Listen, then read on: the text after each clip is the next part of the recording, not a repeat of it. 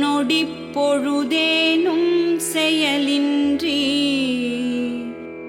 இருத்தல் யார்க்கும் இயலாது.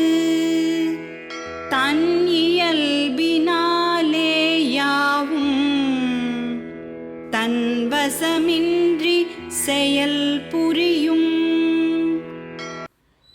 ஹரியோம். இந்த 5வது பாடலில் நொடி பொழுதேனும் செயலின்றி இருத்தல் யாருக்கும் இயலாது. நகி கஷ்சித் க்ஷணமபி ஜாத்து திஷ்டத்ய கர்மகிருத்து.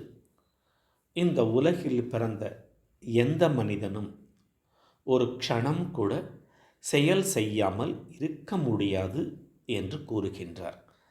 ஆம், அனந்த கோடி ஜென்மங்களாக மனிதன் சேர்த்து வைத்த கர்ம வினைகள், சம்ஸ்காரங்கள் அவனை செயல் செய்ய சொல்லி தூண்டிக்கொண்டே இருக்கும்.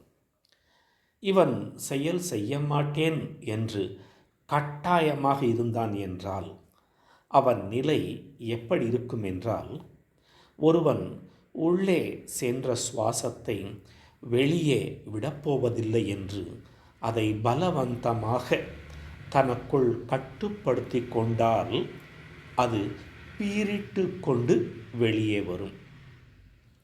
வெளியே சென்ற சுவாசத்தை உள் இழுக்க மாட்டேன் என்று கட்டாயமாக இருந்தான் என்றால் இவனையும் தாண்டி சுவாசம் உள்ளே வந்தே ஆகும். எப்படி சுவாசத்தின் இயல்பான இந்த இயக்கத்தை நம்மால் தடை செய்ய முடியாதோ, அதுபோல அவரவர்களின் இயல்பின்படி அவரவர்கள் செயல் செய்தே ஆக வேண்டும். அதை தடுப்பதினால் ஆபத்துதான் மிஞ்சும், நன்மை மிஞ்சுவதில்லை. ஆக இந்த பாடலில் முதல் கருத்து, மனிதர்கள் அவரவர்களின் கர்ம வினைக்கு ஏற்ப கர்மம் செய்தே ஆக வேண்டும்.